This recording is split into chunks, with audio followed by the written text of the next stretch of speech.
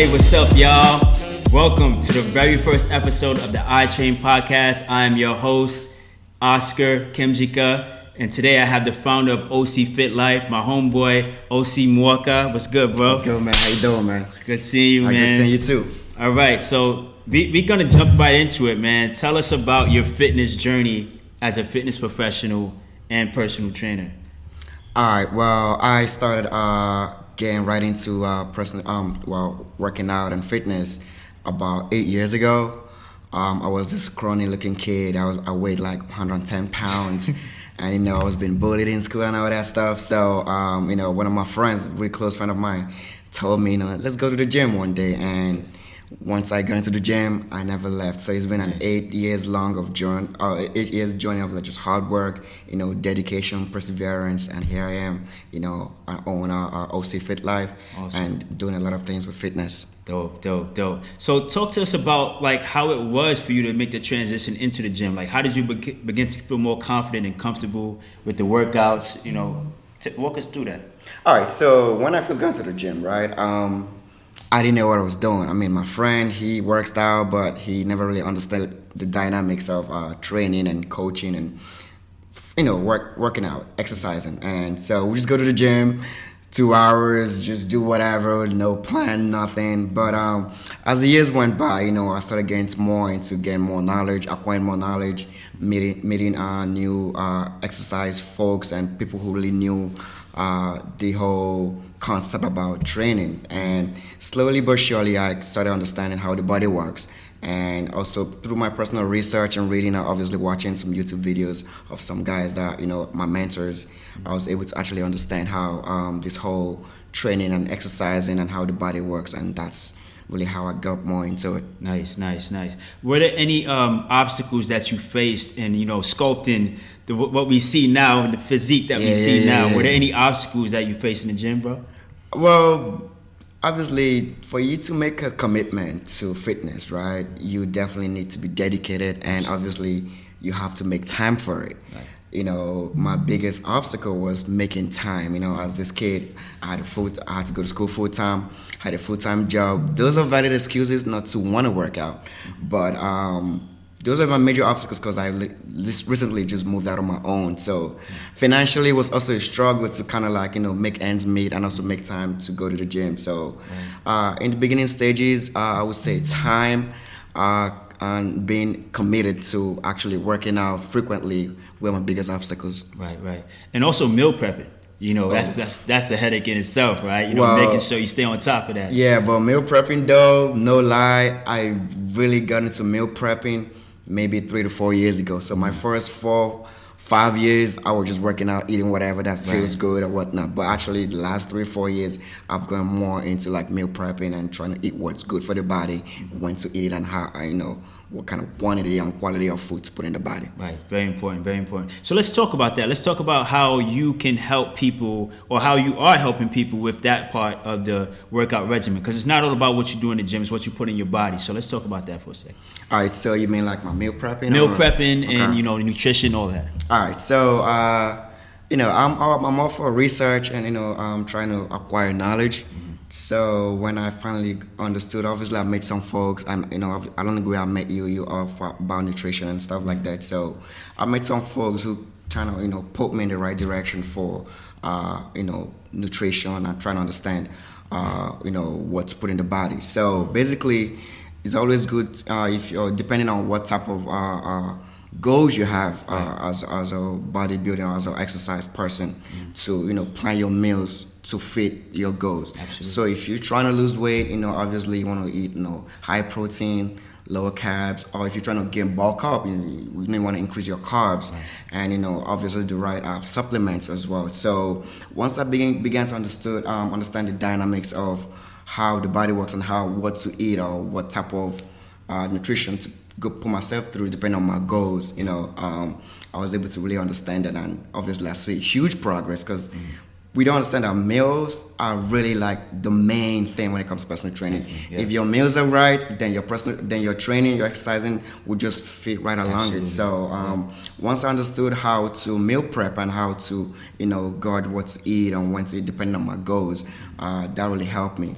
Again, when I started, I was bulking in the wintertime, shredding in the summertime. These are just something we had in general. So when I was bulking out, because I had high carbs, I ate more, I had more, high calorie content in my diet. Right. And when I began to lean out, I did more high intensity cardio, and obviously reduce my carb intake and increase my protein intake. So it's a balance. Yeah, it's a balance. Right. Good stuff. Good stuff. So talk to us about your success with clients. Like, what is your it could be a most recent success or one that stood out to you working with a client. Talk to us about that.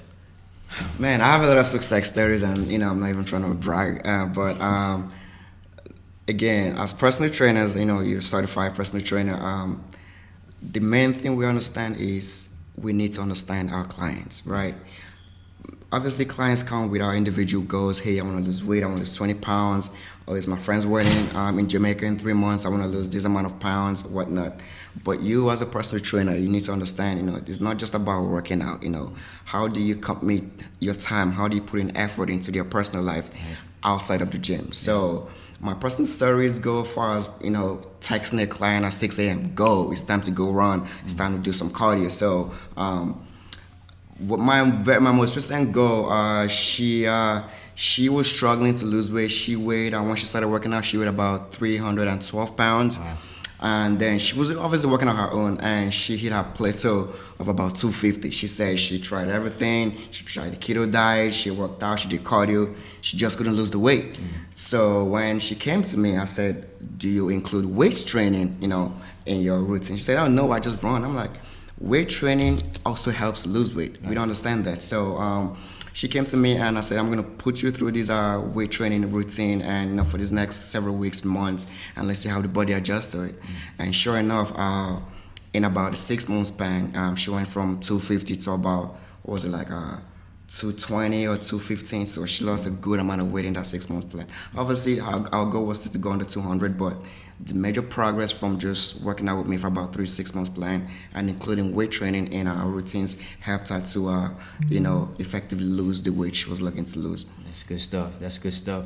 A recent story of mine was a client who just ran her second marathon and she became a personal trainer.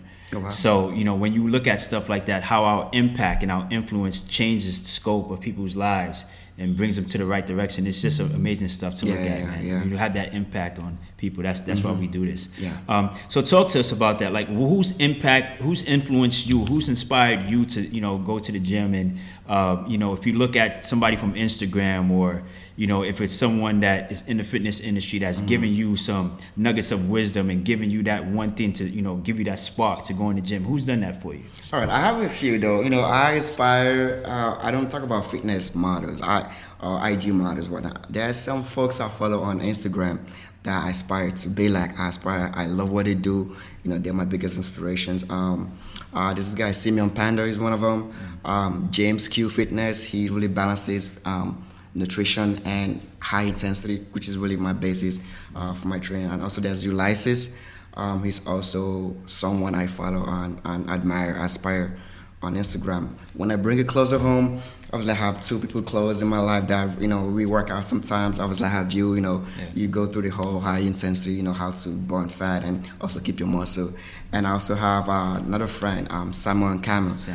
He's also in the fitness world. He knows about weight training, high intensity, and all that stuff. So I have a good circle, I have a good support system, and people I aspire to be, or people I look forward to spending time with in the gym when it comes to like personal training or weight training or just exercising in general. Absolutely. And don't get it twisted, y'all. Trainers need trainers too. Yes. We out here working people, but we getting work too, and we sure. need that. We need that push just as much as y'all. So, and one of the things that separates the good trainers from those who are just the Joe Schmoes or the guys who are not really about that life is extending that hand of help and looking for help.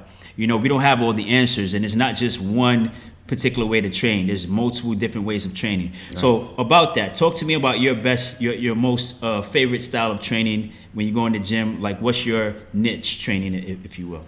All right, my niche. Well, personal training, there's two different. Personal training, really, I focus on high intensity. My clients, we have a love and hate relationship with my clients. They love it when they see the results, but they also hate that they have to go through this whole drill of high intensity training. So with my clients, mostly I do that. For me personally, when I work out or when I have a workout buddy, we focus more on split training. We focus on, like, say, upper body, lower body, or full body days. So I put a mix. I have a mix training methods. Some days I just want to hit like high intensity, low weights, high rep maximums, and sometimes I just go for high weights, low reps. So I have a balance of it. That way, you save the body, you save the joints from all these aches and pains of it. Right. So, okay, good stuff. So, are there any tips that you have for our audience as far as like those who are just struggling to get into a weight training routine? They don't know where to start. They don't know how to use the equipment properly. Any tips that you would have for, like, something that they can start with and build off of? All right, so that's my camera. All right, so I'm gonna look straight into the camera. Okay. You could do it. Yeah. When I started this journey 8 years ago, I didn't think I would be where I'm at right now. All right, so it just takes one day at a time. You don't go into the gym thinking you're going to lose 20 pounds in one exercise or in one shot, all right? You can do it. It requires patience, it requires dedication, and it requires time and commitment, all right? Also, you want to get yourself someone who's been in the game for a long time, all right? If I did this on my own, I don't think I would have made the results of going to where I'm at this point. So I really just went and talked to people I knew who, have been in the game for a long time. I kind of like they took me under their wings, and that's how I got the knowledge I needed. So pay for it. Find you a good personal trainer. Invest in yourself, Find you someone who's going to coach you and guide you and help you reach your goals, okay? And last thing, be patient. It's going to come. The results are going to come, but you have to be very patient with yourself. Be patient. All right. So, what is your background for those who might be interested? You didn't just come from a bodybuilding background. You gave the story about how you started as a scrawny kid. Yeah. What's your background? Talk to them about your background exactly. What you mean, like in what sense? In the sense of like, were you part of sports growing up? Okay. Yeah. Well, originally I was born in Nigeria, and in Nigeria, if you don't play football or like y'all call it soccer over here, then something's wrong with you as a guy. Right. So back home in my high school, middle school days, I played soccer. So I kind of have that little bit of athletic background, but I was still skinny. I told you I weighed about 110 pounds when I really got into the gym. So I was lean. I thought I had a little bit of six packs, but that was like unhealthy life. So my background really was soccer. I also played some ping pong, but when I got into the fitness world, I realized that those things help. By the end of the day, you need to be able to lift weights, eat the right food, and just get the right amount of rest to help you build muscle. Very important. It's not just about going into the gym and doing the work. You got to replenish the body. The body is your best machine, and we can't just overwork a machine without recharging it, right? We always need to recharge those batteries and get back to it again. So you turn on the muscle, you got to feed the muscle and build it up the same way. Yeah, and you need to also have a plan of attack when you go. Mm-hmm. You just don't wake up in the morning and say, all right, today, let me just go to the gym and see how I feel. Right. Believe it or not, we have plans, we have routines, we may not necessarily follow it to 100% accuracy, but we do have plans. All right, today I'm gonna hit some chest, I'm gonna hit some upper body, some flies or whatnot. We kind of have that plan set up already. So you should have a plan to guide, and you could save a lot of time in the gym if you have a plan of what to do and you just go ahead and attack it. Right. Agreed.